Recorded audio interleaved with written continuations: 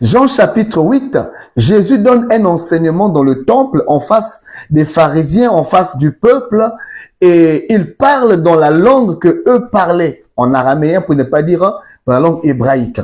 Mais personne ne le comprend. Au verset 43, il dit même, pourquoi ne comprenez-vous pas mon langage? Vous voyez ici, un peuple qui parle hébreu, qui parle araméen, mais ne comprend pas le langage de Dieu. Ceci dit, on ne comprend pas le langage de Dieu en hébreu ou en araméen.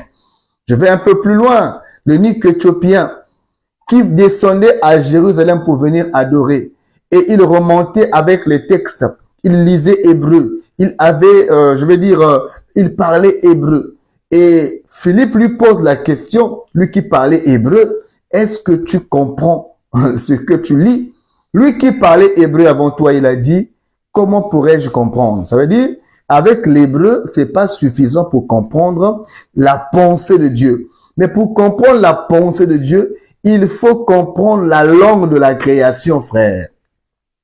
C'est cette langue-là révélée à Philippe qui permet à Philippe de comprendre et d'expliquer. Ça veut dire, même si tu parles hébreu, tu parles araméen, tu parles chinois, ce n'est pas la preuve, c'est pas suffisant pour que tu comprennes la pensée et les mystères de la création.